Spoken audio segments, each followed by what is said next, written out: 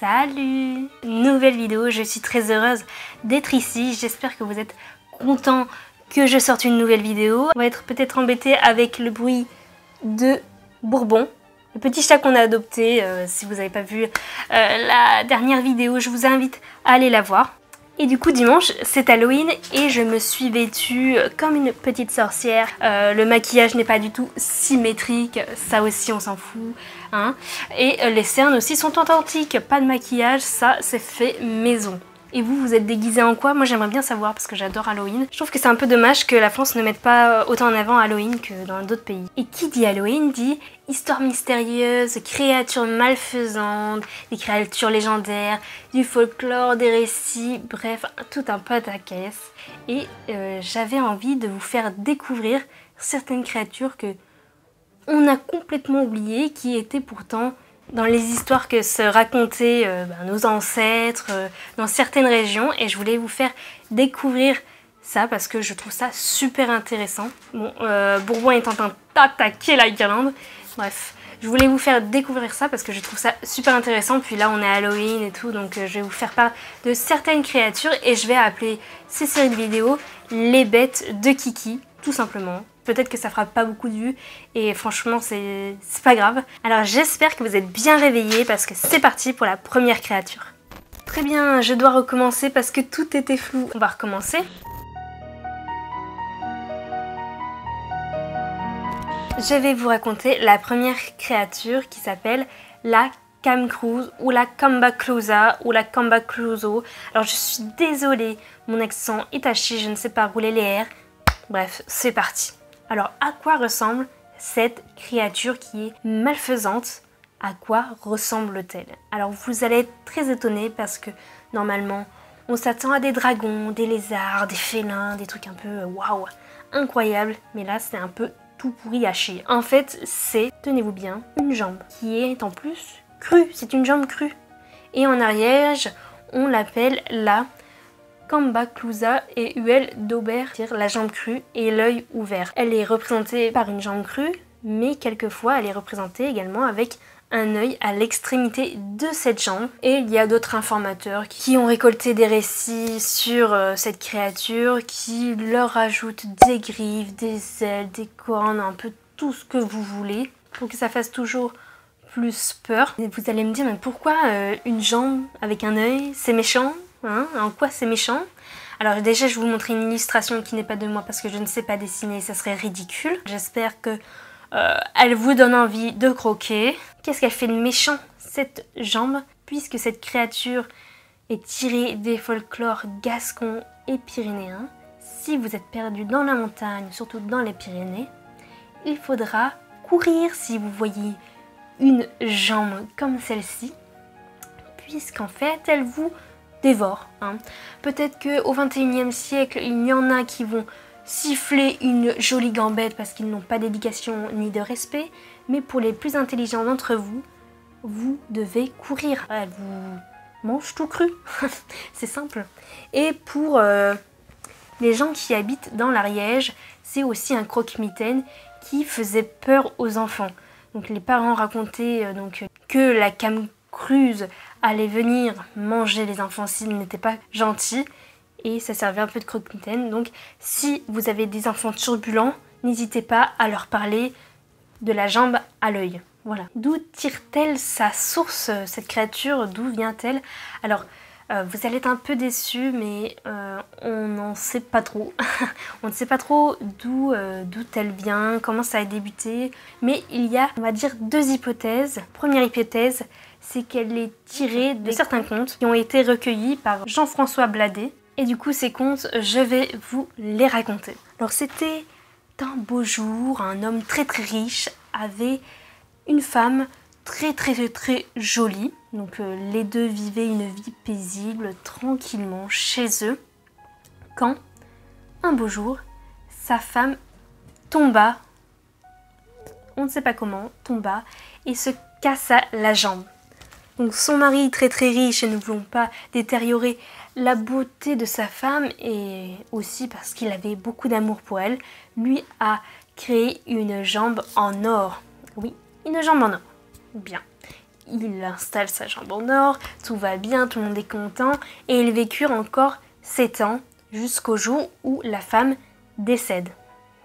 Ce qui arrive, hein. Elle décède, il l'enterre, sauf que elle avait une jambe en or. Et vous savez que dans ce monde, il y a toujours des pouilles. Et bien évidemment, un valet convoitait cette jambe en or puisque elle était en or. Il était avide d'argent et c'est pour ça que il lui vola sa jambe.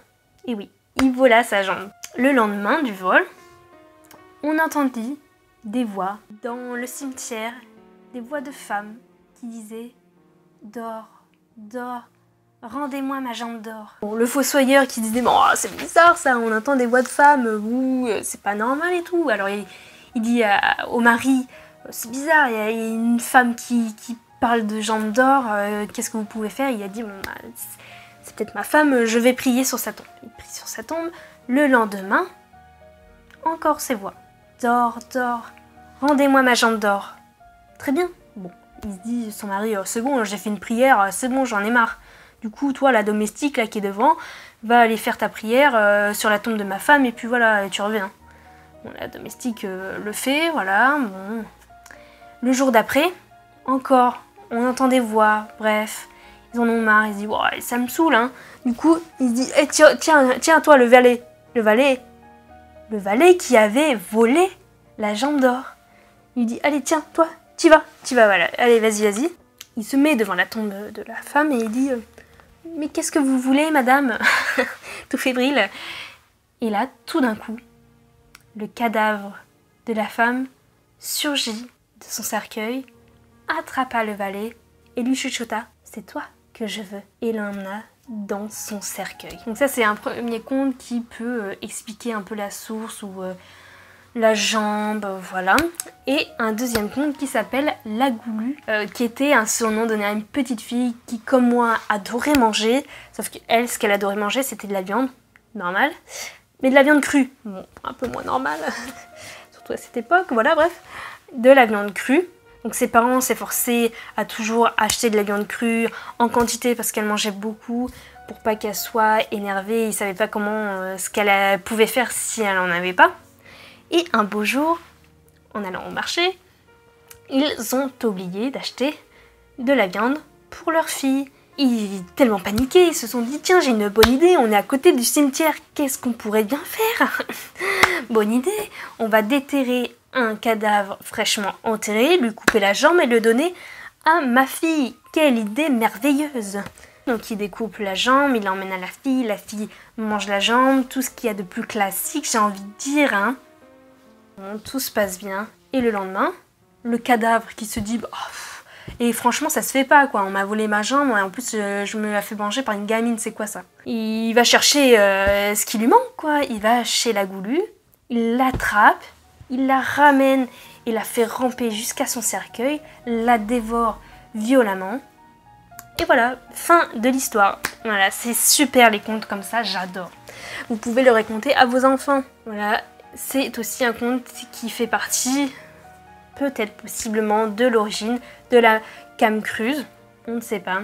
Et deuxième hypothèse, comme je vous disais, en référence à la divinité celtique Lugh, je ne sais pas comment on dit, qui est souvent représentée en sautant à cloche-pied, donc sur un pied, avec un œil fermé et un bras en l'air. Il se mettait dans cette posture, surtout quand il est allé se battre dans la bataille de Samhain, je ne sais pas comment on dit ça. Et c'est dans les traditions alpines et notamment dans les Grisons où on parlait de créatures nocturnes, à une jambe qui détenait les secrets de l'au-delà et les révélait à ceux qui venaient les interroger en se tenant sur un seul pied, comme Lugh, selon une posture fréquente dans le monde celte. On ne peut pas en dire plus sur la camcruse, donc oui, il y a beaucoup de créatures où on ne sait pas grand chose, on sait juste que dans l'imaginaire de certaines personnes, elle a existé à une époque précise, et c'était aussi des histoires qui faisaient peur à cette époque-là, et je trouve ça incroyable en fait. Donc vous vous rendez compte qu'il ne faut surtout pas se perdre dans les Pyrénées, parce que sinon vous allez croiser une jambe, hein. Repensez à cette vidéo.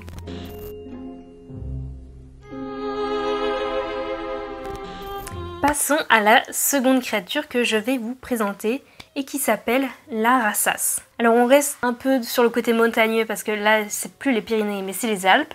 Donc Alpes, Suisse, italienne, voilà, côté allemand, autrichien, français, tout ça c'est voilà. C'est ce folklore là où la Rassas a vécu, a tiré sa réalité. Alors le nom de la Rassas c'est pas vraiment le plus connu. Je vais vous dire le plus connu, mais je sais pas dans quelle langue c'est et je ne sais pas le prononcer. C'est Tadzelwurm ou Stolenwurm ou Stolwurm. Du coup, cette créature, c'est plutôt ce qu'on se représente d'une créature mystérieuse.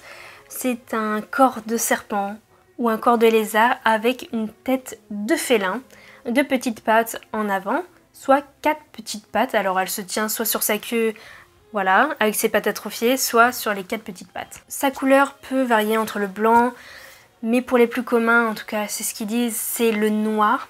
Il y en a qui sont aussi tachetés, donc voilà, ça varie un peu selon les récits, les témoignages. Pour sa taille, on sait pas trop, mais environ 2 mètres je pense. Alors qu'est-ce qu'elle fait de malveillant, puisque c'est aussi une créature malveillante? Elle a un regard ravageur et tueur. Effectivement, son regard est tueur. Si vous la regardez dans les yeux, c'est fini, hein. Vous ne pensez plus à rien, c'est dodo. C'est une créature venimeuse qui a son haleine qui empoisonne, donc pour tuer ses proies, elle souffle comme ça, voilà, et vous êtes tous effondrés devant moi. Voilà, moi aussi j'ai les mêmes capacités que la Rassas, je suis contente de le savoir. Alors là, on n'a pas vraiment de source non plus, mais on peut dater au moins, ça a commencé au XVIIe siècle jusqu'au 19e siècle où on a beaucoup parlé de la Rassas dans les Alpes. Il y a eu beaucoup de témoignages oculaires, donc après c'est sur les dires des personnes, hein, c'est vraiment de l'imaginaire, on ne sait pas vraiment si ça existait. Je ne pense pas que ça existait, mais voilà. Hein. Et qui ont des fois des anecdotes avec, par exemple, une personne qui est décédée en ayant vu la Rassas. Donc avant de mourir, il a quand même pu décrire l'animal à sa famille et après caput, c'était fini. Il y en a un qui a aussi dit qu'il a fait un Rassas qui était pourtant enceinte de petits, enfin voilà. Et pour montrer que cette créature était vraiment présente dans le folklore, c'est que la Suisse avait fait une offre pour une prime de 3 à 4 louis d'or à quiconque pourrait lui fournir le reste d'un Rassas. Et du côté français, parce que là c'est vraiment côté suisse où ça a vraiment pris. Du côté français, c'était plus des attaques de bétail, du cochon, voilà. Je ne peux pas dire plus sur cette créature, mais je trouve qu'elle est super mignonne. Je ne sais pas vous, mais je trouve qu'elle est super mignonne, même si je pense qu'elle est très méchante et très virulente. Moi, je trouve ça super intéressant que des personnes pensaient que ces créatures existaient. Beaucoup de personnes, même quand on voit des témoignages oculaires, des personnes qui disaient l'avoir vu, je trouve ça incroyable. Pour moi, j'adore tout ce qui est côté imaginaire, tu vois, il faut garder un peu ce truc de mystique, on peut pas savoir. Cette vidéo est maintenant terminée, j'espère que cette vidéo vous aura plu, même si elle vous a pas plu et qu'elle ne fait pas beaucoup de vues. En tout cas moi, j'adore vous partager ce genre de choses et j'ai envie de vous faire découvrir également ça. Donc tous les mois vous aurez votre petite vidéo sur les BDK, les bêtes de Kiki. Dit comme ça on dirait un MST, mais c'est pas grave. Bref, n'hésitez pas à liker, commenter, à partager la vidéo et à me suivre sur mes réseaux sociaux. Moi je vous fais des gros bisous et joyeux Halloween!